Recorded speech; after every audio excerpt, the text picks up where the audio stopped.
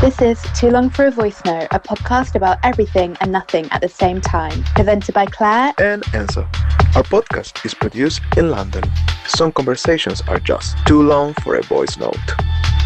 Hey, he's Enzo. And she's Claire. And this is Too Long for a Voice Note. Hello everyone! We're back! Welcome back! We're here for another episode. Too Long for a Voice Note. A podcast about everything and nothing at the same time. Presented by Claire and Enzo. I was like, and who's the other one? Trying to catch it up, right? It's been a while. It's been a month, right? A while. Yeah, the last episode was the Pride. Yeah, so just to clear everything up, we haven't had a falling out or anything like that. We're still here. We were creating some drama. But no, we were just on different trips, enjoying summer. Living life. Enjoying the summer. It's been all great. So but now we're here back. Yes. So thank you for coming back. Yeah. And if this is your first time here, remember to please subscribe to the channel. Yeah. If you're on YouTube, if you're on Spotify, follow us, or Apple as well.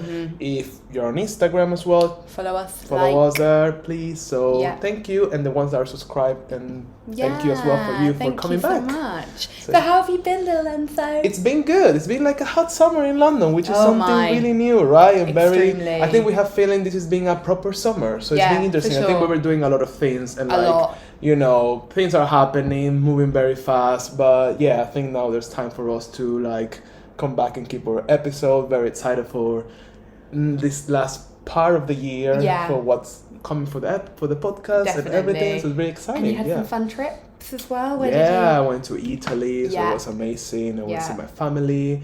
So it was really, really cool. I also went to Italy. I went to Bari. Yeah. And then I went to Valencia. Really, really it was nice. hot and it was lovely. We also during this time we're not here on YouTube or in the podcast platforms, but we did a really, really nice live with Drop the Trash. From Drop the Trash. She was really lovely. It was really lovely. So if you're on Instagram, you can go and check the video. It's like the live. It was more like a conversation with her. She's an author. She's a comedian. So that was really, really cool. We talk about relationships and dates and horrible experiences. So I'm sure a lot of you will find that really interesting. So check that. And we're also on TikTok as well. So please do follow us on TikTok. We haven't posted a dance yet, but you never know. Trying to Maybe break we're gonna TikTok.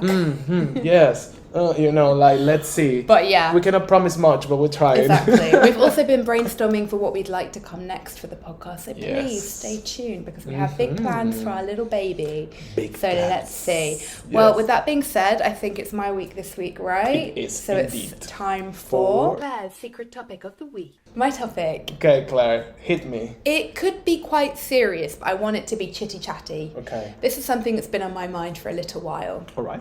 And I really am dying to have this proper in-depth conversation with Enzo because we haven't actually had this conversation yet. Oh, all right. But I would like to defend Instagram. Oh. I want to. Okay, I'm like, Enzo's I want to have a conversation in defense of Instagram. But I mean, of course, I was thinking about how to phrase this. It doesn't need to be in defense of Instagram. And I want you to obviously counteract points of view that you don't agree with.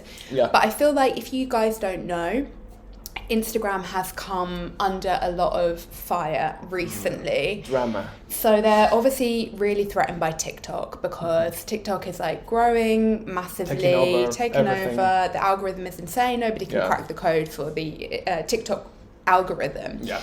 So Instagram have, as you probably noticed in your own feed, if you are an Instagram user, they're just putting reels left, right, and center. It's become more of a video kind of platform. However, that's not the main kind of purpose of Instagram. Originally, at least. So that's, kind of one side of thing. And then I also want to talk about this new app that I'm sure you guys have noticed. We haven't really spoken about this, but it's called BeReal. Oh, yeah. So the kind of premise of BeReal is that, you have to post a selfie. I don't have it. You don't have it, right? I don't have it. Yeah, I don't have it yet. At a certain time. So you take a picture. You only get one picture, and it also shows the reality of your setting. So it will be a selfie of me now looking at a camera and a light. So it's where you actually are. Yeah. I want to talk without about that. editing, without lighting. Exactly. You only get one real. take, whereas on Instagram we do 50,000 million takes, for example. So one thing that I kind of have an issue with is I don't think that Instagram is a totally ethical company. I definitely think there are massive pitfalls there, as there are all social media companies, and probably quite a lot of companies in general.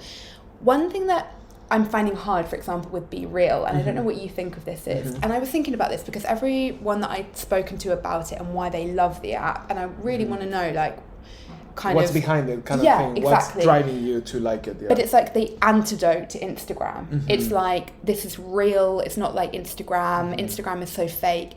And I was actually thinking, like, I love the fakeness. For me, right, I'm 31. I'm long past the point where I believe that what I'm seeing is an accurate reality of somebody's life. We all know that. We all surely know that is a highlight reel. It's the cute dates, the fun trips, when your body's looking banging, your blah, blah, blah. You, of course, don't share all of the shit that goes on in your life. That goes on in all of our lives.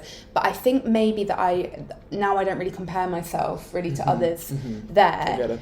And what I like about, I follow a lot of like photographers and aesthetic accounts, and that's how I view Instagram now.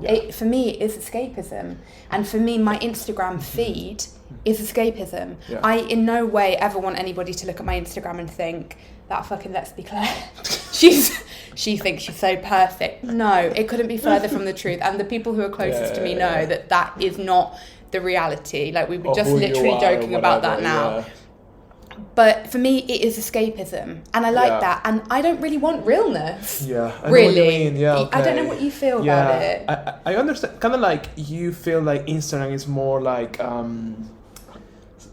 think. Okay, I just feel like it's weird because Instagram has changed a lot in many different times, right? That when we start, it was just photographers. Then people start posting on Instagram, and I think, like, regular people, not creative, let's say, or people have an interest in photography, for example, then it starts getting for everyone. But the truth is, when Instagram started becoming mainstream, it was very real. The thing is, like, people were posting horrible photos of food, horrible selfies, horrible things. And I think what a lot of people feels bothered about that was Instagram, which is not, it wasn't even the objective of Instagram, because Instagram was always an aesthetic, artistic platform. So I guess it went from this point of, it's reaching everyone, and it got ugly because people were posting a lot of ugly photos, or kind of like a flash picture of like a soup, and it's kind of like, you remember those times, everything very disgusting, and blah, blah. But it was, let's say, real. But then somehow, like, people are like, they have a tendency with art, so they're creative, so blah blah blah. I feel that they kind of took over that, and they're starting to like put more aesthetics behind Instagram, and all these beautiful accounts are starting to come back. And then it was like beautiful food account, beautiful fashion accounts, but then after that it became more like, humans faking as well. We are posting photos where we don't look real with filters, or pretending that's the reality. So I guess like how Instagram has been like growing or changing over time is being very interesting, because it went from something that actually was always very posy, I feel, very exclusive, very like, Instagram, I mean, it's born for photographers, for creative people, that not always represents reality, represents your vision of something, represents art, which is not necessarily what's happening in front of me now, right? So kind of like, but then I understand all the social challenges of people really being affected by how Instagram is, because people started to feel like, I don't have that life, I don't have that. So it's kind of like, I understand where people come from this point, like, BeReal is cool because it's kind of like, it doesn't have all this editing. But the point is, as you say, which I agree, I think at this point we all know Instagram is a platform full of edition. And we should be fine with it, because that's why you're there, because the beautiful accounts are there, the architectural accounts are there, all the models, personal trainers, they just make an effort to look very whatever pretty is for everyone. And it's kind of like, you shouldn't expect nothing different from it. And if you have a problem with someone not posting the real version of their life, well, but why they have to though? Why you have to be real in front of millions of people that if they follow you, like what's behind that? I don't have to. My job is not to be real. I don't need to share my real life, whatever that means. I can share the edited version of it, which is what Instagram is. And then BeReal, but I understand like BeReal is kind of like, let's say, because now we are more and more trapped in this kind of pretentiousness and fakeness, and everything is got trend and everything is so worked. Nothing is natural and spontaneous. So that's what people that are missing the spontaneousness, they get to this app because it's like 100% spontaneous. But I don't think you need to shade Instagram or like put Instagram aside to make this app. You can love both, just right? Just a different way to be. And there's two things that I wanted to pick up on from what you said. Like, number one, I think it is really important to recognize that, like, we are, like I said, saying this from our early 30s. We're not 15-year-olds that are on Instagram. Where our brains are fully formed. And, like, we're fairly self-aware. Like, we know that we've thought about it a lot. We've thought about, and we're coming at it as adults. But because Instagram didn't come in until our early 20s or something like that. So it's like, I understand that is different, and that is more of an issue, like for teens and that kind of thing. And like they might not have not as in a pretentious way, but not be able to grasp that this is not reality. So that is important in a way. And then the other thing that I was going to say is that, like, I think that's probably true for both of us and probably for a lot of you listening, that I really do choose what I share on Instagram. And it really is like, I don't want to talk about my health on Instagram. Like, I choose to talk about that with my best friends or people that I love and trust. And that's okay. Like you say, like, I don't want to show somebody like the reality sometimes. That's the thing. And it's like, again, I'm not trying to portray that I'm perfect at all. And like, but that's what I weirdly have come to like about Instagram, that it's kind of like an escapism. This topic is really, really interesting because it's kind of like how we humans think and react to things. Because then I'm thinking, for example, about like how, for example, Dua Lipa and her team or whoever, they're trying to spin her Instagram and make it like relatable. So she's taking photos of like a dirty mug, of her blurry, of her like drunk in the middle of the night, and make it like, haha, I'm a superstar, but I'm supernatural as well, like all of you. And that's kind of like, that's fake as well. If we comes to that, because that's something that you take with an intention, you selected, you edited, you change a bit. Obviously, there has a bit of addition, and you are writing a narrative through the photos. You are creating a narrative through the photos and posting it.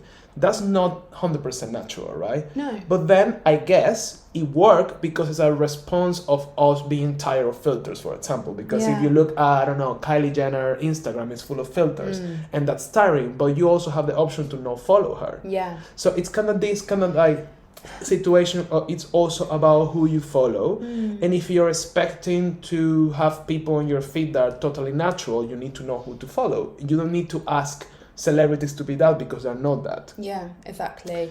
And sorry, carry no, it's but it's also like, call it what it is. Call it what it is. Instagram is marketing. Dua Lipa, that hasn't just happened. Like you say, that a little like marketing team has said, like, this is the vibe that we're going to go for, because her Instagram helps her sell more albums. And to like her more, basically. I like her more because of her photos. Exactly, because you know, she's at some Dolce & Gabbana show or something like that. Blah blah blah blah blah. You know more about her.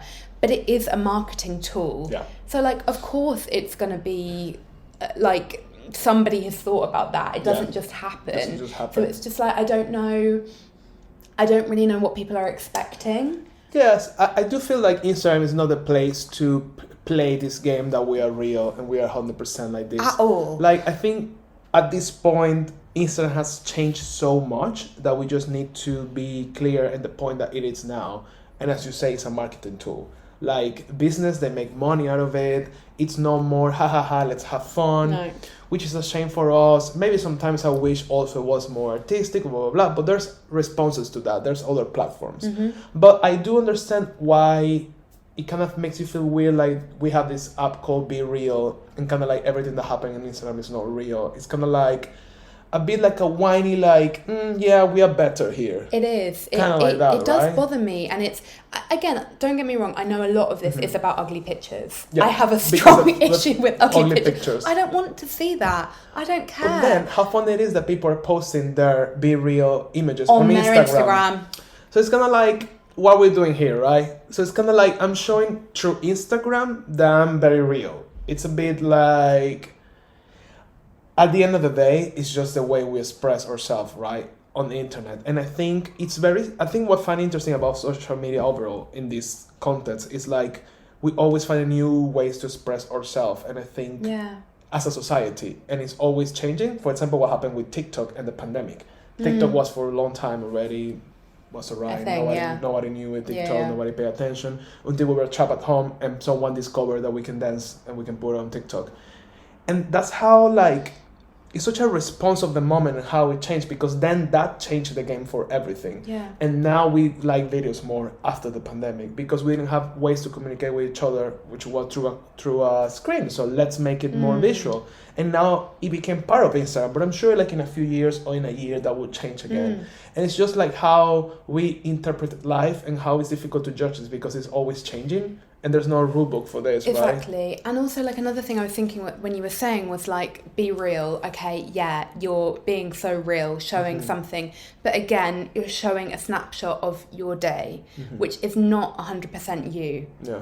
Neither is Instagram, neither is TikTok. True. Social media is never going to be 100% you. Let's hope to God it's never 100% you, because I believe, completely your choice, but I believe there should be some things that you choose to share with people that are meaningful to you. But like again, that's not your whole life either. Yeah, so, because you can be crying and you can take a snap photo on a coffee and I'm working on my project, and then you take the phone and then you're like, I'm depressed, exactly. I'm not living my happy life. So how real is that either way? Because let's all accept that any form of social media is most likely your highlight reel. Yeah, an interpretation of everything. It is. Yeah. Because you're not showing your crying pictures on BeReal, whatever it's called. Some people they do it. Some people they don't. Yeah. That's fine as well. Yeah. Some people they use Instagram to show their struggles, their problems, or they have, which is fine as well. Yeah. But also, I understand I understand what you say about defending Instagram, because it's kind of like you don't want Instagram to become this people being all real. You want to have like a pretty version of things to see and to escape. And also maybe you don't want to see 2,000 videos of people dancing because it's not what you want, right? Yeah. You want more like quality content maybe. I think that's the problem, and I think that's what's the backlash to Instagram got very big as well. Because it's kind of like, like even if you like aesthetic stuff, that's also difficult to get now because you got just videos. It's true. It's a bit like... And that is actually really true, because obviously like creatives, like that's obviously the reason we will use Instagram, that a lot of people have come forward and said like, well, it's not really a photo platform anymore, it's more of a video platform anymore, which isn't ideal. And as I said at the beginning, like definitely not defending a lot of their practices. And I think obviously like the adverts and the marketing, it's super very annoying, like it's super invasive, all of that. Yeah. However, I just think like you need to take every social media platform with a massive pinch of salt. Yeah.